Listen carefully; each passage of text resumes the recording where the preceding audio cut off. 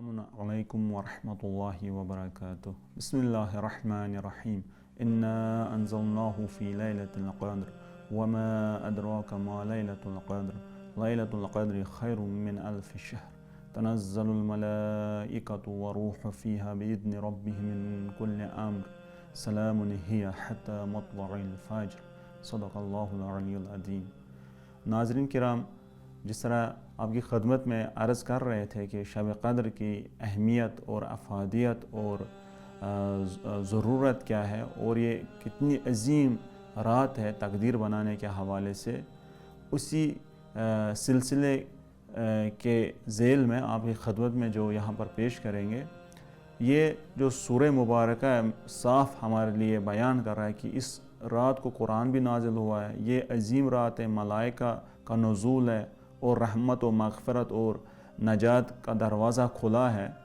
اس میں ایک اور جو تقدیر بنانے والی رات کے حوالے سے یہاں پر قابل بیان نقطہ یہ ہے کہ انسان کی فطرت پاک ہے، انسان کی طبیعت پاک ہے اور وہ پاکیز کی طرف چل رہا ہے اور اسی کی طرف وہ گامزن ہے. لیکن بیچ میں اگر انسان کسی معنی کی وجہ سے یا گناہ کی وجہ سے، آلودگی کی وجہ سے اس کمال کی طرف اور سعادت کی طرف نہیں جا سکتا ہے، تو وہ اس کے لیے ایک معنی بنتا ہے، وہ آگے پھر مشکل کھڑی ہوتی ہے. کیا مطلب؟ یعنی انسان کا جنت اور جہنم اسی دنیا میں ہے.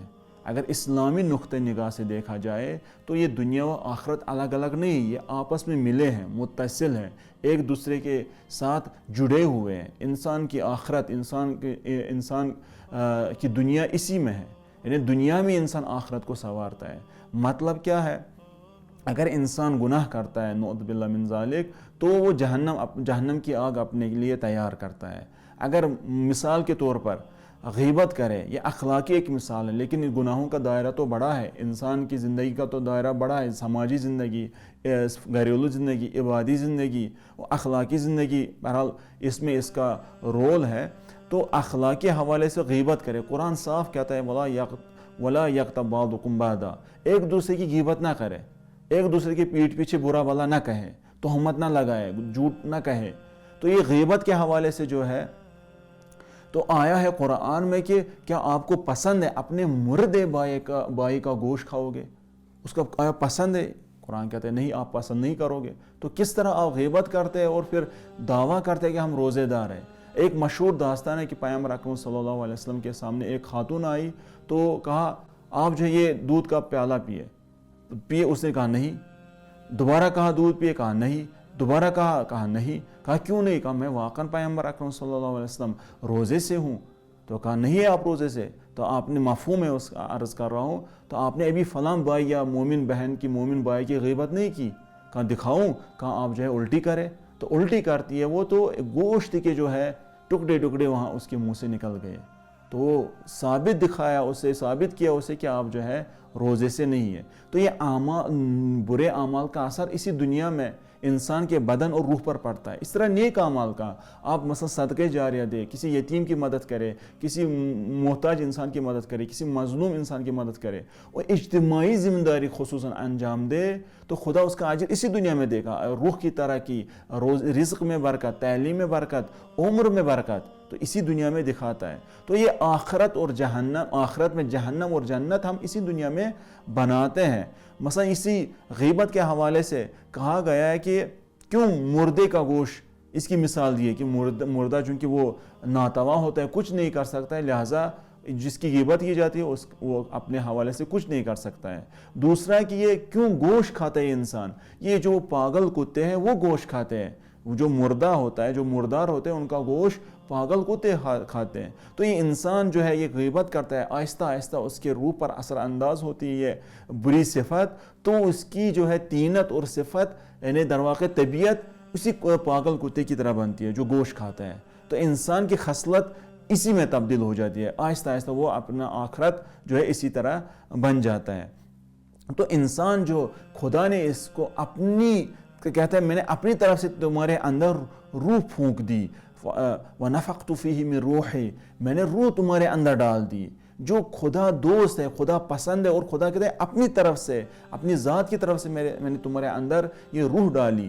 تو یہ انسان جو یہ عظیم جو ہے خدا نے جسے روح اپنی طرف سے دے دی, فطرتاً جو ہے طبیعت کے حوالے سے خدا طلب ہے, کمال طلب ہے, اور اسی کی طرف اس کی بازگشت ہے, دوڑ ہے. لیکن کیوں یہ بیچ میں جو ہے رک جاتا ہے؟ وہ اسی وجہ سے کہ اپنے آپ کو اپنے اختیار سے گناہوں میں آلودہ کرتا ہے, لہٰذا اس کمال کی طرف, سعادت کی طرف اس کی تلاش, اس کا سفر جو ہے طولانی ہو جاتا ہے یا ختم ہو جاتا ہے. تو جس طرح جسم انسان کا زخمی ہوتا ہے, روح بھی زخمی ہوتا ہے, تو اس کو جبران کرنا ہے. جبران کے لیے وہ فاصلے کا جبران کرنا ہے, تو دو برابر اس کو جد و جہد کرے, نہ کہ جو ہے صرف گر گڑائے, روئے اور صرف جو ہے توبہ کہے تو اس حد تک کہ خدایا مجھے بخش دے, بلکہ نہ, دو برابر تلاش کرنی ہے, تب مغفرت الہی جو ہے اسے جو ہے حاصل ہوگی. مغفرت کا بھی یہی مفہوم ہے کہ ان التیام بخشنا, مرحم کرنا, تاکہ جو ہے اسے وہ جو فاصلہ پڑا ہے جبران ہو جائے.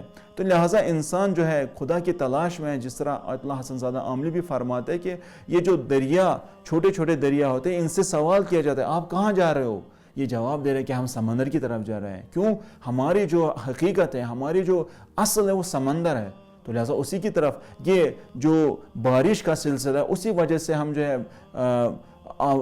بادل کی صورت میں گرے تھے, تبدیل ہو گئے بارش میں, پھر یہ چھوٹے چھوٹے دریا بن گئے. تو ہماری حرکت اسی طرف ہے. لہٰذا انسان کی حرکت بھی اپنے اصلی سرچشمے, اپنے اصل کی طرف ہے, وہ ذات خداوند کریم ہے, اس کے کمال کی طرف. لہٰذا انسان کو جو ہے پوری زندگی اسی راستے پر گامزن کرنی چاہیے اور اسی کی طرف دوڑ لگانی چاہیے. لہٰذا یہ آخرت کے لیے جنت اور جہنم اسی دنیا میں وہ بنا سکتا ہے اپنے اعمال کے مطابق, اور شب قدر میں اسی کا فیصلہ کرے مجھے کس راہ کی طرف جانا ہے اور مجھے کیا کرنا ہے, کون سی تقدیر اپنے لیے معین کرنی ہے. خدا ہمیں توفیق دے دے کہ صحیح اعمال, نیک اعمال اور اس صراط مستقیم جس پر وہ راضی ہے اسی پر چلنے کی توفیق عطا کریں. والسلام علیکم ورحمۃ اللہ وبرکاتہ.